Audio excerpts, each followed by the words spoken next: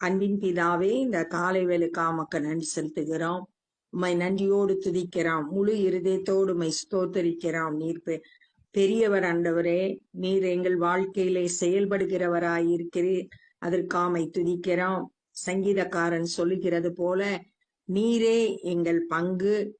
ஆண்டவரே, உம்முடைய வசனங்களை கை கொள்வேன் என்று சொன்னது போல நாங்களும் கூட ஆண்டவரே உம்முடைய வார்த்தையின்படி வாழ எங்களை அர்ப்பணிக்கிறோம். இந்த நாளின் வேத தியானத்தை எங்களுக்கு ஆசீர்வதித்து தாங்க. நீங்க எங்க கூட பேசுங்க. நேசிக்கிற இயேசு கிறிஸ்துவின் இனிய நாமத்தில் கேட்கிறோம் பிதாவே, ஆமென். அப்போஸ்தலர் 23வது அதிகாரம். பவுல் ஆலோசனை சங்கத்தாரை உற்று பார்த்து. இப்ப முந்தின அதிகாரத்துல சேனாதிபதி முதல்ல அடிக்க சொல்றான் சவுக்கால.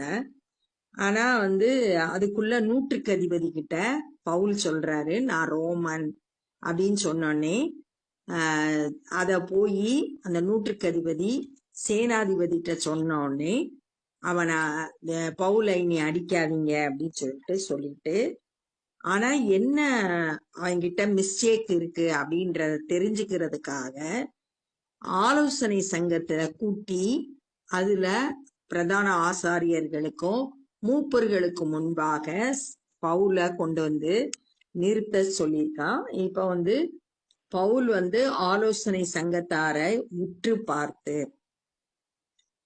அங்க ஆலோசனை சங்கத்தார்ல பிரதான ஆசாரியன் மூப்பர்கள் எல்லாரும் இருக்காங்க. இவங்கதான் ஆவிக்குரிய தலைவர்கள். சகோதரரே, இந்நாள் வரைக்கும் எல்லா விஷயங்களிலும் நான் நல் மனசாட்சியோட தேவனுக்கு முன்பாக நடந்து வந்தேன் என்று சொன்னான். பவுல் நான் எந்த தப்பும் பண்ணல, தேவனுக்கு முன்பாக நல்ல மனசாட்சியோட சரியா எல்லா விஷயத்திலையும் கரெக்டா நான் நடக்கிறேன் அப்படின்னு சொல்லிட்டு சொல்றார். 24வது அதிகாரம் 16வது வசனத்துல கூட சொல்றாரு, நான் தேவனுக்கும் மனுஷனுக்கும் முன்பாக எப்பொழுதும் குற்றமற்ற மனசாட்சியை உடையவனாய் இருக்க பிரயாசப்படுகிறேன். அப்ப எனக்குள்ள எந்த ஒரு தப்பும் இருக்கக்கூடாது, அதுக்கு நான் பிரயாசப்படுறேன். இங்க அதைத்தான் சொல்றார், நான் எந்த தப்பும் பண்ணல அப்படின்னு சொல்லிட்டு சொல்றார். அப்பொழுது பிரதான ஆசாரியனாகிய அனனியா அவனுக்கு சமீபமாய் நின்றவர்களை நோக்கி, அவன் வாயில் அடியுங்கள் என்று கட்டளையிட்டான். வாயில அடிங்க அப்படின்னு சொல்லிட்டு கட்டளை போடுறான். ஏன்னா நான் எந்த தப்பும் செய்யல, இப்ப விசாரணைக்கு தான் கொண்டு வந்திருக்காங்க, நான் எந்த தப்பும் செய்யலன்னு சொன்னோன்னே வாயில போடு அப்படின்னு சொல்லிட்டு சொல்றான், வாயில. அப்பொழுது பவுல் அவனை பார்த்து, இந்த பிரதான ஆசாரியனை பார்த்து, வெள்ளை அடிக்கப்பட்ட சுவரே. இயேசு கிறிஸ்து கூட மத்தேயு 23வது அதிகாரம் 27வது வசனத்துல வெள்ளை அடிக்கப்பட்ட கல்லறையே அப்படின்னு சொல்லிட்டு சொல்றத நம்ம பார்க்கலாம். அங்க வெளிய பாக்குறதுக்கு வெள்ளையா இருக்கீங்க, கல்லறைன்றப்ப உள்ள செத்த மனுஷரோட சரீரத்துல இருக்கிற எலும்புகள் நாற்றம் எடுத்து போய் இருக்கு. வெளிய பாக்குறதுக்கு நல்லா இருக்கீங்க, ஆனா உள்ள நிறைய கேடான காரியங்கள் காணப்படுது அப்படின்னு சொல்லிட்டு சொல்லுகிறத இங்க பவுல் வெள்ளையடிக்கப்பட்ட சுவரே அப்படின்றார். வெளிய பாக்குறதுக்கு வெள்ளையடிக்கப்பட்டது மாதிரி இருக்கீங்க, ஆனா உள்ள சரியா இல்லைன்றத சொல்றாரு. தேவன் உம்மை அடிப்பார். நியாய பிரமாணத்தின்படி என்னை நியாயம் விசாரிக்கிறவராய் உட்கார்ந்திருக்கிற நீர் நியாய பிரமாணத்திற்கு விரோதமாய் என்னை அடிக்க சொல்லலாமா என்றார். நியாய பிரமாணத்தின்படிதான் நீங்க நியாயம் விசாரிக்க போறீங்க, நியாய பிரமாணத்துக்கு விரோதமாய் அப்படின்னு சொல்றாரு. உபாகமம் 25வது அதிகாரம் 1, 2 ஆகிய வசனங்கள்ல நியாய பிரமாணத்தின்படி என்ன சொல்லியிருக்குன்னா, மனுஷருக்குள்ளே வழக்கு உண்டானால் அவர்கள் நியாயம் விசாரிக்கப்பட நியாய ஸ்தலத்திலே வந்தால் நியாயாதிபதி நீதிமானை நீதிமான் என்றும் குற்றவாளியை குற்றவாளி என்று தீர்க்க கடவன். குற்றவாளி அடிகளுக்கு பாத்திரவானாய் இருந்தால் நியாயாதிபதி அவனை கீழே கிடக்க பண்ணி அவன் குற்றத்துக்கு தக்கதாக தனக்கு முன்பாக கணக்கின்படி அவனை அடிப்பிக்க கடவன். அப்ப குற்றவாளின்ற தீர்ப்பு ஆன பிறகுதான் அடிக்கணும். அப்ப நீ விசாரிக்கவே இல்லை, அதுக்குள்ள என்னை அடிக்கிறையே அப்படின்னு சொல்லிட்டு இவர் கேட்கிறார். சமீபத்தில் நின்றவர்கள் தேவனுடைய பிரதான ஆசாரியரை வைகிறாயா என்றார்கள். பக்கத்துல இருந்தவங்க எல்லாம் சொல்றாங்க, என்ன நீ பிரதான ஆசாரியனே திட்டுற அப்படின்னு சொல்லிட்டு கேட்கிறார். அதற்கு பவுல், சகோதரரே, இவர் பிரதான ஆசாரியர் என்று எனக்கு தெரியாது. உன் ஜனத்தின் அதிபதியை தீது சொல்லாயாக என்று எழுதியிருக்கிறது. இது யாத்ராகமம் 22வது அதிகாரம் 28வது வசனத்துல உன் ஜனத்தின் அதிபதியை சபியாதிருப்பாயாக அப்படின்னு போட்டிருக்கு. அப்ப நீ ஜனத்தோட அதிபதிய திட்டக்கூடாது. நீ இப்ப வையிற அப்படின்னு சொன்னதுனால இவர் வேத வசனத்தின்படி வையக்கூடாது. அதனால தெரியாது, எனக்கு இவர் தான் பிரதான ஆசாரியர், தெரியாம சொல்லிட்டேன் அப்படின்னு சொல்லிட்டு தன்னுடைய தவற ஒத்துக்கிட்டு சரி பண்ற. பின்பு அவர்களில் சதுசேயர் ஒரு பங்கும் பரிசேயர் ஒரு பங்கும் இருக்கிறார்கள் என்று பவுல் அறிந்து தனக்கு முன்னாடி இருக்கிற ஜனக்கூட்டம் 2 விதமா இருக்காங்கன்றத முதல்ல அறிந்து கொண்டார். பரிசேயர் ஒரு கூட்டம், சதுசேயர் ஒரு கூட்டம். இவங்க 2 பேருமே அந்த இடத்துல கூடி வந்த இடத்துல இருக்காங்க.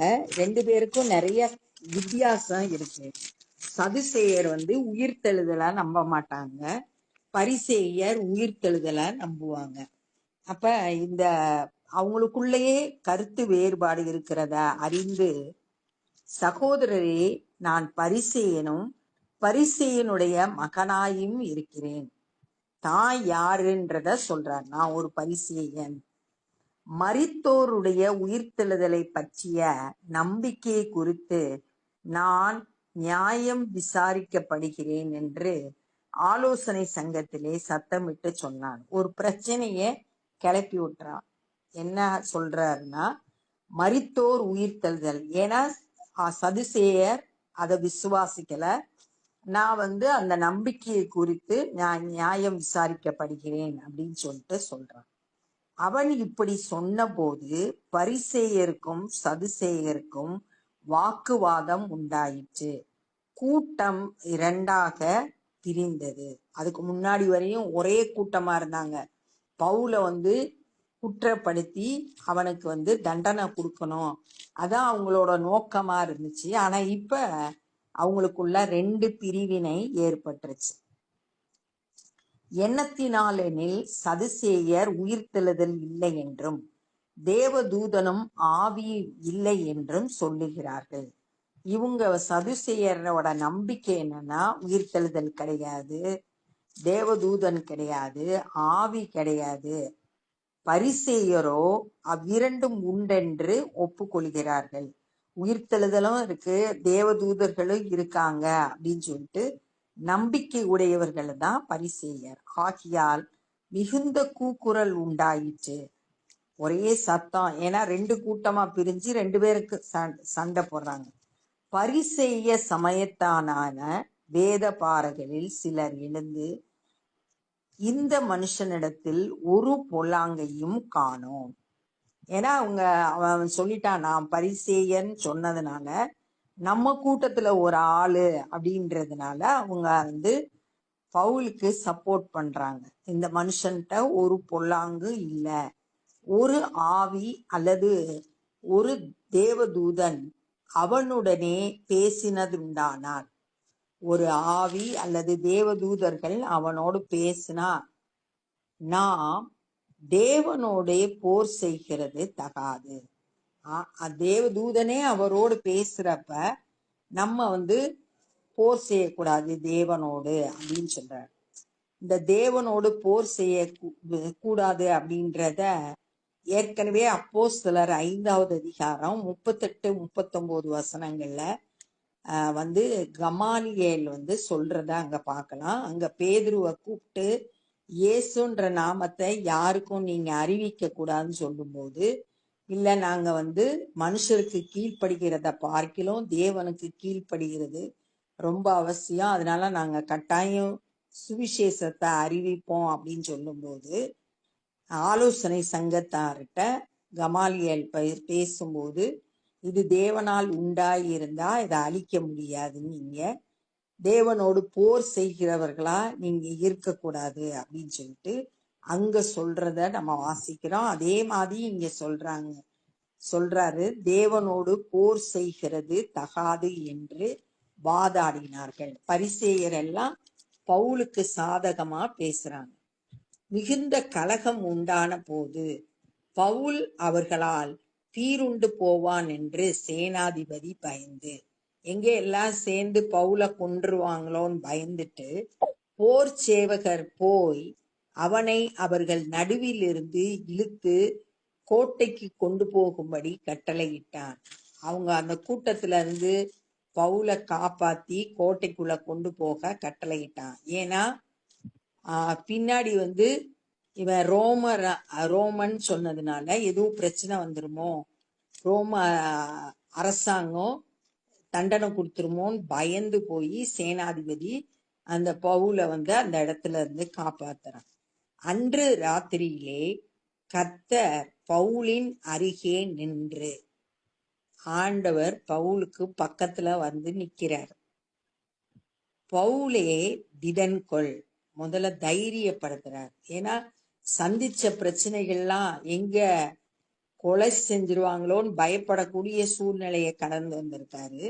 அதனால ஆண்டவர் முதல்ல தைரியத்தை கொடுக்கிறார். திடன்கொள், நீ என்னை குறித்து எருசலேமிலே சாட்சி கொடுத்தது போல ரோமாவிலும் சாட்சி கொடுக்க வேண்டும் என்றார்.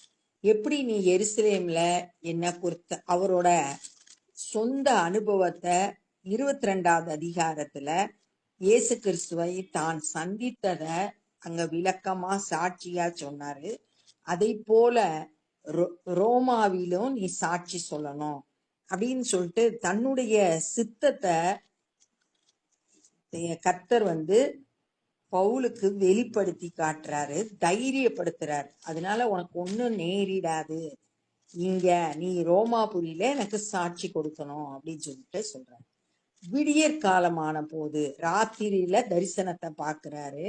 இப்ப காலையில விடிஞ்சிருச்சு. யூதரில் சிலர் ஒருமித்து தாங்கள் பவுலை கொலை செய்யும் அளவும் புசிப்பதும் இல்லை குடிப்பதும் இல்லை என்று சபதம் பண்ணி கொண்டார்கள். அங்கு ஒரு கூட்ட மக்கள் பவுலை வந்து கொலை செய்யற வரைக்கும் நாங்க சாப்பிட மாட்டோம், தண்ணி குடிக்க மாட்டோம் அப்படின்னு சொல்லிட்டு சபதம் இருக்கிறாங்க. ஆனா முந்தின வசனத்துல ஆண்டவர் தைரியம் கொடுத்திருக்காரு, அவருடைய வார்த்தையை அனுப்பியிருக்காரு. அது பவுலை வந்து தைரியப்படுத்தி இருக்கோம். இப்படி கட்டுப்பாடு பண்ணி கொண்டவர்கள் 40 பேருக்கு அதிகமாயிருந்தார்கள். பவுலை கொலை செய்கிற வரைக்கும் எதுவும் சாப்பிட மாட்டோம் குடிக்க மாட்டோம்னு சொன்ன கூட்டம் வந்து 40க்கும் அதிகமானவர்கள். அவர்கள் பிரதான ஆசாரியருக்கு மூப்பரிடத்திலும் போய், நாங்கள் பவுலை கொலை செய்யும் அளவும் ஒன்றும் புசிப்பதில்லை என்று உறுதியான சபதம் பண்ணி கொண்டோம். தாங்க பண்ணின சபதத்தை அந்த பிரதான ஆசாரியரிடத்திலும் மூப்பர்களிடத்திலும் வந்து சொல்றாங்க. அப்ப இந்த நாள்ல நம்ம என்னெல்லாம் கற்றுக்கொண்டோம்னா, பவுல் வந்து ஆலோசனை சங்கத்தார்கிட்ட நான் என் தேவனுக்கு முன்பாக நல் மனசாட்சியோட எல்லா காரியத்தையும் செய்யறேன், என்கிட்ட எந்த குற்றமும் கிடையாதுன்னு சொன்ன உடனே பிரதான ஆசாரியன் பக்கத்துல இருந்தவன வாயில அடின்னு சொல்றாரு. உடனே இவர் கேட்கிறாரு, நியாயம் விசாரிக்கிற நீ நியாயத்தை விசாரிக்காம என்னை எப்படி அடிக்க சொல்லலான்னு கேட்ட உடனே பக்கத்துல இருக்கிறவங்க சொல்றாங்க, பிரதான ஆசாரியனை வைக்கிறாயா அப்படின்னு கேட்ட உடனே எனக்கு அவர் தான் பிரதான ஆசாரியன் தெரியாது அப்படின்னு சொல்லிட்டு தன்னுடைய தவற பவுல் ஒற்றுக்கொண்டாரு. அந்த கூடியிருக்க கூட்டம் 2 பிரிவா இருந்தாங்க, பரிசேயரும் சதிசேயரும். உடனே பவுல் அவங்களுக்குள்ள பிரச்சனையை உண்டு பண்ணும்படியா மரித்தோரின் உயிர்த்தெழுதல் மேல நம்பிக்கையை குறித்து நான் நியாயம் விசாரிக்கப்படுகிறேன் சொன்ன உடனே கூட்டம் ரெண்டா பிரிஞ்சிருச்சு, கலகம் உண்டாச்சு. அப்ப ஒரே கூக்குரலா இருந்துச்சு, சத்தமா போட்டாங்க. ஒரு கூட்டம் பரிசேயர்கிட்ட பவுல் நான் ஒரு பரிசேயனுடைய எங்க அப்பாவும் பரிசேயர் சொன்ன உடனே பரிசேயர் எல்லாம் பவுலுக்கு சப்போர்ட் பண்ண ஆரம்பிச்சாங்க. இவன்கிட்ட எந்த குற்றமும் இல்லை, நீங்க ஒரு ஆவி அல்லது ஒரு தேவதூதன் இவரோடு பேசினா தேவனோடு போர் செய்கிறது நல்லதல்ல அப்படின்னு சொல்லிட்டு பரிசேயர் எல்லாம் சொல்றாங்க. உடனே சேனாதிபதி அங்க கலகம் உண்டாதனால பவுலை காப்பாத்துறதுக்காக அவனை இழுத்துட்டு போய் கோட்டைக்குள்ள வைக்கும்படியா கட்டளையிட்டான். கோட்டைக்குள்ள இருக்கும்போது அன்னைக்கு ராத்திரியில ஆண்டவர் பவுலுக்கு தரிசனமாகி திடன் கொள், தைரியமாயிரு, நீ எப்படி எருசலேம்ல என்னை குறித்து சாட்சி கொடுத்தியோ அது போல ரோமாவிலும் சாட்சி கொடுப்ப அப்படின்னு சொல்லிட்டு கர்த்தருடைய வார்த்தை வெளிப்பட்டுச்சு. அது பவுலை திடப்படுத்துச்சு. விடிய காலத்துல ஆகும்போது யூதர்ல ஒரு 40க்கு மேற்பட்டவங்க ஒரு சபதம் எடுக்கிறாங்க. பவுலை கொலை செய்த பிறகுதான் நாங்க சாப்பிடுவோம், தண்ணி குடிப்போம் அப்படின்னு சொல்லிட்டு கட்டுப்பாடு பண்ணியிருந்தாங்க. அதை போய் பிரதான ஆசாரியரிடத்துலயும் சொன்னாங்க. உறுதியான சபதம் எடுத்துக்கொண்டாங்க அப்படின்றத இந்த நாள்ல தியானிச்சோம். இப்ப நம்ம ஜெபம் பண்ண போறோம். அன்பின் பிதாவே, இந்த நாள்ல நாங்க கற்றுக்கொண்ட அந்த வேத பகுதிக்காய் நன்றி செலுத்துகிறோம். பவுலை போல நாங்க எல்லா விஷயத்திலையும் தேவனுக்கு முன்பாக நல்மலர் சாட்சியுடையவர்களாய் வாழ எங்களுக்கு உதவி செய்யுங்கப்பா. சின்ன காரியத்திலையும் நாங்க ரொம்ப ஜாக்கிரதை உள்ளவர்களாய் ஆண்டவரே செயல்பட உதவி செய்யுங்க. சத்ருவுக்கு இடம் கொடுக்காதபடிக்கு ஆண்டவரே பரிசுத்தத்தில் நாட்டம் உள்ளவர்களாய் உம்மை சேவிக்கிறவர்களாய் காணப்பட கிருபை செய்யுங்க. பவுல தைரியப்படுத்தினது போல உம்முடைய வார்த்தைகள் ஒவ்வொரு நாளும் எங்களை தைரியப்படுத்தட்டும். உம்முடைய சித்தத்தை செய்ய எங்களை அர்ப்பணிக்கிறோம். சுவிசேஷ பணியை செய்கிற ஒவ்வொருவரையும் கரத்தில் எடுத்து பயன்படுத்துங்க. அநேகர் இந்த நாள்ல உம்மை விசுவாசித்து ரட்சிக்கப்பட உதவி செய்யுங்க. எங்களால் இயன்ற ஊழியங்களை செய்ய எங்களை அர்ப்பணிக்கிறோம். நேசிக்கிற இயேசு கிறிஸ்துவின் இனிய நாமத்தில் கேட்கிறோம் பிதாவே, ஆமென். என் ஆத்துமாவே கர்த்தரை ஸ்தோத்திரி, என் முழு உலகமே பரிசுத்த நாமத்தை ஸ்தோத்திரி. என் ஆத்துமாவே கர்த்தரை ஸ்தோத்திரி, கர்த்தர் செய்த சகல உபகாரங்களை மறவாதே. ஆமென். God bless you.